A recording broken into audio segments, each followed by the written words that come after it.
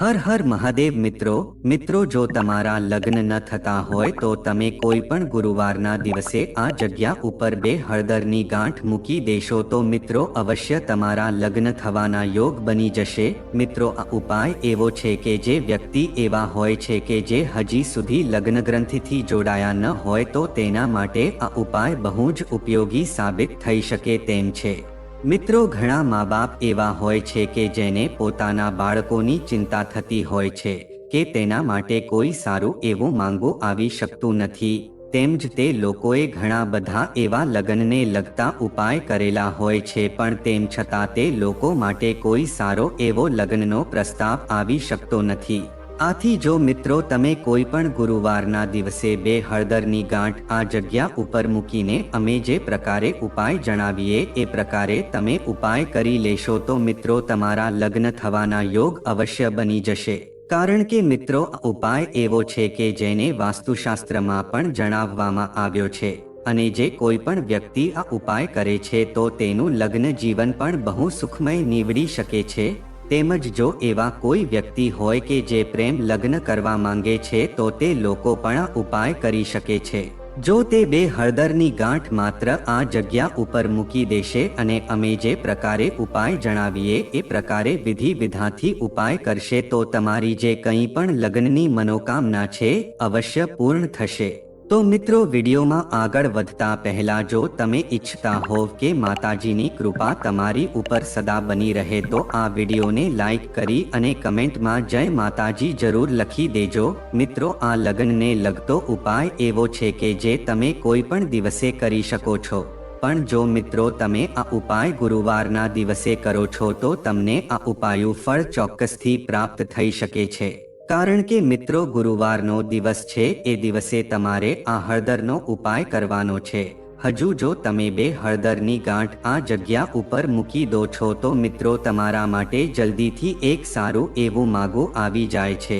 મિત્રો જો ઉપાય છોકરા કે છોકરી પોતાની રીતે કરવા માંગે છે તો તે પોતે પણ આ ઉપાય કરી શકે છે અને જો તે લોકો પાસે એટલો બધો સમય ન હોય તો તેના મા બાપ પણ આ ઉપાય કરી શકે છે અને તેના દીકરા કે દીકરીના લગ્નના યોગ બનાવી શકે છે। મિત્રો ઘણા માતા પિતા એવા હોય છે કે તેણે પોતાના છોકરા કે છોકરી માટે ઘણી બધી એવી કોશિશ કરી હોય છે કે તેના માટે એક સારું એવું માગું આવી શકે અને તેના છોકરા જોવામાં પણ બહુ જ સારા એવા લાગતા હોય છે અને તે સારી એવી નોકરી અને ધંધો પણ કરતા હોય છે, પણ તેમ છતાં તે લોકો માટે કોઈ સારું એવું માગું આવી શકતું નથી। આથી તે લોકોને તેના દીકરા કે દીકરીની ચિંતા બહુ સતાવતી હોય છે અને અમુક વાર એવું પણ થાય છે કે તેના માટે માગું તો આવે છે અને વાત પણ આગળ ચાલે છે પણ થોડાક દિવસની રાહ જોયા પછી સામેથી ના આવી જતી હોય છે અથવા કોઈ પણ કારણોસર તે લોકોના લગ્ન થઈ શકતા નથી અને એની સગાઈ વચ્ચેથી જ અટકી પડે છે। તો મિત્રો આ બધી જ વસ્તુઓનું કારણ શું હોઈ શકે છે તેમજ તમે જે કંઈ પણ પ્રયાસ કરેલા હોય છે કે જેથી કરીને તમારા દીકરા કે દીકરી માટે એક સારો એવો લગ્નનો પ્રસ્તાવ આવે તો એ બધા જ પ્રયાસ છે એમ જ નિષ્ફળ થઈ જતા હોય છે। જોવાવાળા તો આવે છે તે જોઈને જતા રહે છે પણ વાત આગળ ચાલી શકતી નથી। અમુક એવા પણ માંગા આવે છે કે જે તમારે લાયક પણ નથી હોતા અને તમે ત્યાં વાત પણ આગળ કરી શકતા નથી અને અમુક વાર એવું પણ થતું હોય છે કે અત્યારે અમુક એવું પણ માંગો આવે છે કે જે છોકરાને ગમી જાય છે તો ક્યારેક છોકરીને પણ ગમી જાય છે પણ સામેવાળા તરફથી ના આવી જતી હોય છે અને આવી જ રીતે છોકરા કે એ છોકરીની ઉંમર છે એ લગાતાર વધતી જાય છે અને તેના માટે કોઈ સારો એવો લગ્નનો પ્રસ્તાવ નક્કી થઈ શકતો નથી। તો મિત્રો આવી બધી વસ્તુ શા માટે થતી હોય છે તો મિત્રો આ બધી જ વસ્તુઓ એક જ છે કે છોકરા કે છોકરીની કુંડળીમાં રહેલો જે પણ સપ્તમ ભાવનો સ્વામી છે એ બીજા ગ્રહોના પ્રભાવમાં આવી જાય છે। આથી તેના લગ્ન થવામાં બાધા આડે આવે છે તેમજ કંઈ પણ માગો આવે છે એમાં કંઈક ને કંઈક નડતર રૂપ બાધા આવી જતી હોય છે કે જેથી કરીને તેના લગ્ન થઈ શકતા નથી અથવા તો એવો કુંડલીદોષ છોકરા કે છોકરીના જીવનમાં હોય છે કે જેનાથી તેના લગ્ન નક્કી થઈ શકતા નથી અને ક્યારેક મિત્રો એવું પણ બને છે કે જો છોકરા કે છોકરી છે એ ક્યારેક એવી જગ્યા ઉપર જાય છે તો ત્યાં તેને કોકની નજર પણ લાગી જતી હોય છે, અથવા કોઈ એવા વ્યક્તિ પણ હોય છે કે દીકરા કે દીકરીના લગ્નને બાંધી દેતા હોય છે કે જેથી કરીને તે લોકો લગ્નગ્રંથિથી જોડાઈ શકતા નથી. તો મિત્રો, આ બધી જ વસ્તુનું સમાધાન જો તમારે કરવું હોય તો મિત્રો તમારે કોઈ પણ ગુરુવારના દિવસે આ 2 હળદરને ગાંઠ તમારે આ જગ્યા ઉપર જરૂર મૂકી દેવી જોઈએ. અને જે પ્રકારે ઉપાય જણાવીએ એ ઉપાય તમારે અવશ્ય કરી લેવો જોઈએ કે જેથી કરીને તમારા દીકરા કે દીકરી માટે સારો એવો લગ્નનો પ્રસ્તાવ આવી શકે અને એનું લગ્નનું જીવન સુખમય નીવડી શકે. જો તમે આ ઉપાય મિત્રો એકવાર કરી લેશો તો તમારા લગ્ન છે એ 100% નક્કી થઈ જશે. તેમજ તમે જેવો જીવનસાથી ઈચ્છો છો એવો જ જીવનસાથી તમને મળી જશે. આથી મિત્રો, જ્યારે પણ તમે આ ઉપાય કરો ત્યારે તમારે પૂરેપૂરી શ્રદ્ધા અને નિષ્ઠાની સાથે આ ઉપાય કરવો જોઈએ.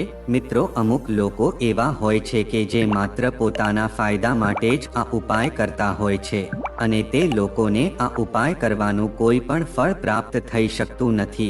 પણ જો મિત્રો તમારે કોઈ પણ ઉપાય કરતી વખતે મનમાં પૂરી શ્રદ્ધા અને નિષ્ઠા રાખવી બહુ જરૂરી હોય છે. જો તમે પૂરેપૂરી શ્રદ્ધા ભગવાન ઉપર રાખશો તો મિત્રો તમારી જે કાંઈ પણ લગ્નની મનોકામના છે અવશ્ય પૂર્ણ થઈ શકે છે. તો મિત્રો, આપણે આ લગ્નના ઉપાય વિશે આગળ વધીએ.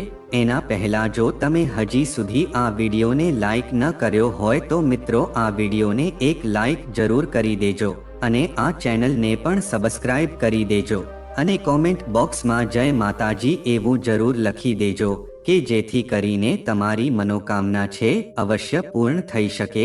તો મિત્રો, આવો હવે આપણે ઉપાય વિશે આગળ વધીએ અને જાણીએ કે તમારે આ ઉપાય કઈ રીતે કરવો જોઈએ, ક્યાં કરવો જોઈએ અને ક્યારે ઉપાય કરવો જોઈએ અને અપાય કોણ કરી શકે છે, એ બધી જ વસ્તુ વિશે વિગતવાર જાણીએ.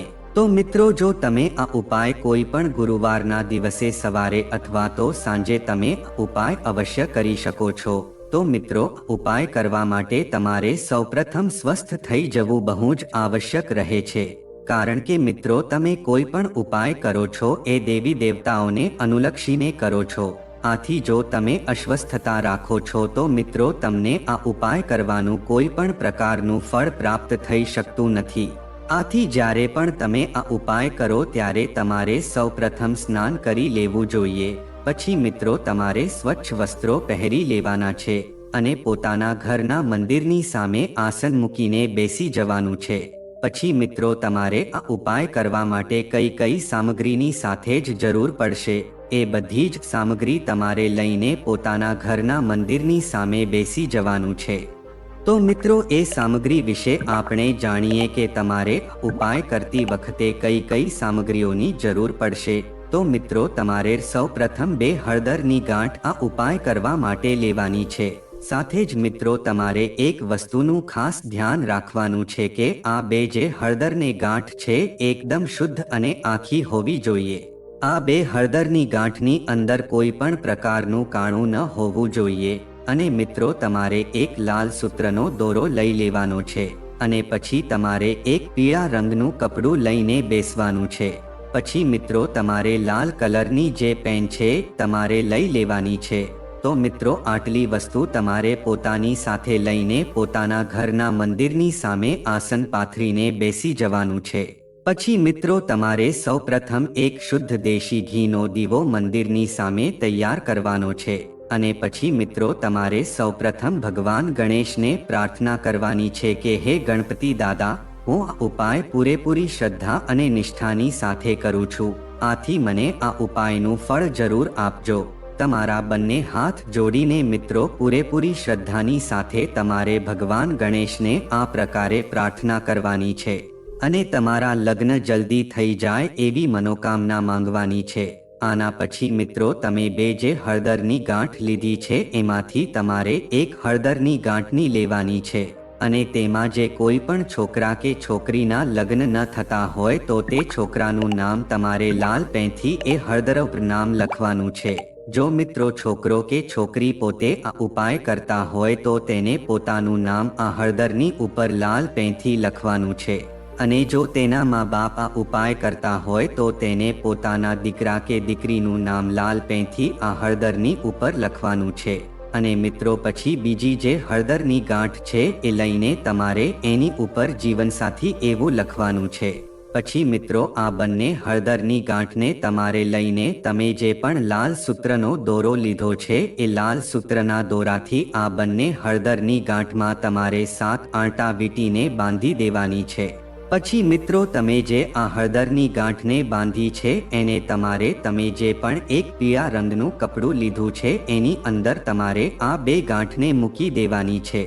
અને પછી એ પીળા રંગની તમારે એક પોટલી બનાવી લેવાની છે. તો મિત્રો જો તમારે આ પ્રકારે 2 હળદરની ગાંઠ લઈ અને એને પીળા કપડામાં નાખીને મિત્રો તમારા ઘરની આજુબાજુમાં અથવા તો કોઈ પણ જગ્યાએ જ્યાં દેવી દેવતાઓની એવી મૂર્તિ હોય કે જેવી કે ભગવાન શંકર પાર્વતીની મૂર્તિ હોય અથવા તો રાધે કૃષ્ણની મૂર્તિ હોય તેમજ ભગવાન વિષ્ણુ અને લક્ષ્મી માતાની મૂર્તિ હોય તો ત્યાં એ મંદિરમાં તમારે જવાનું છે. એટલે કે મિત્રો જ્યાં પણ એવું મંદિર હોય કે જ્યાં દેવી દેવતા છે પતિ પત્નીના સ્વરૂપમાં બિરાજમાન હોય તો એવા મંદિરમાં તમારે જવાનું છે. મિત્રો આ મંદિર છે એ રામ મંદિર પણ હોઈ શકે છે, લક્ષ્મીનારાયણનું મંદિર પણ હોઈ શકે છે અથવા ભગવાન શિવનું પણ મંદિર હોઈ શકે છે. મંદિર કોઈ પણ હોય પણ ત્યાં પતિ પત્નીના સ્વરૂપમાં દેવી દેવતા બિરાજમાન હોય તો એવા મંદિરમાં તમારે જવાનું છે.